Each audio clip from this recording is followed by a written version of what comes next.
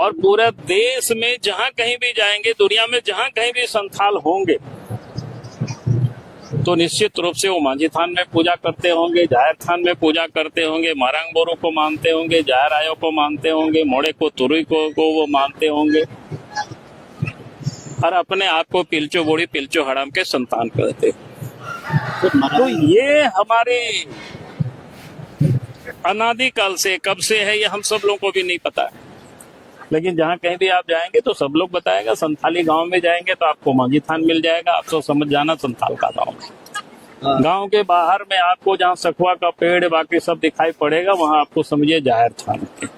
तो जाहिर थान और मांझी थान देख करके कोई बता सकता है ये गांव संथालों का है और यहाँ संथाल रहते हैं और पूजा करते हैं, यानी हम संथाल हैं। देखिए संघर्ष कुछ नहीं है, आप तो देख रहे हैं लोग आ रहे हैं, लोगों को पता नहीं था, तो बहुतों को भी पता नहीं था। जब अचानक कोई चीज होता है तो लोगों को लगता है कि शायद, जैसे अभी आपको बताया ना, सिकंदर 1911 में, यानी वर्षों तक। और मैं तो कहूंगा मारांग बोरो और क्या बोलते हैं महावीर, दोनों का ये संगम स्थल है। अब जरा सोचिए, इस इलाके में तो कोई जैन समाज के गांव नहीं है, कहीं भी नहीं है, लेकिन उनके भी जो तीर्थंकर थे, मारांग बोरो के गोद में ही उनको भी क्या बोलते हैं निर्वाण मिला, यानी उनको भी वहीं शांति मिलता था। उनके जितने महापुरुष है उसमें से 22 तीर्थंकर तो निर्वाण शायद यहीं पर पाए, पारसनाथ में आकर के।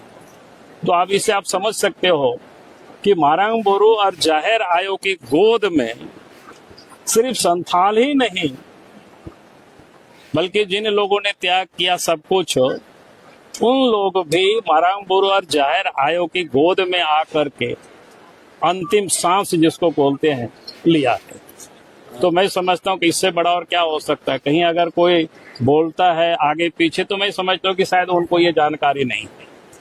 अगर यहाँ के लोग विरोधी होते उनके और उनको भी लगता है यहाँ के लोग हमारे विरोधी हैं, तो मैं नहीं समझता हूँ कि कभी कोई इतनी अधिक तीर्थंकर यहाँ आते।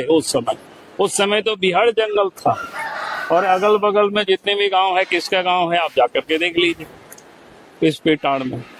तो इसीलिए मैं कहता हूँ कहीं कोई झंझट नहीं है, कहीं कोई झगड़ा नहीं है। वो लोगों की जिसको बोलते हैं ना कि जानकारी के अभाव में लोग कुछ भी बोल लेते हैं। मैं तो समाज के लोगों को यही कहता हूँ कि भाई हम संथाल हैं और संथाल होने पर अपने आप को गर्व होना चाहिए। और हम संथाल तभी कहलाएंगे जब मारांग बोरो, जाहिर आयो, मोड़े को तुरुई को जाहिर थान में जाकर के हम पूजा करते हैं, तब हम अपने आप को संथाल कहते हैं। सर अभी और ये मांझी थान में पूजा करते, इसलिए मैं कहूंगा कि सभी संथाली समाज को हमें इस बात को नहीं भूलना चाहिए। जिस दिन अगर हम इस सारी चीजों को भूल जाएंगे, छोड़ देंगे, तो फिर हम संथाल अपने आप को कह नहीं पाएंगे।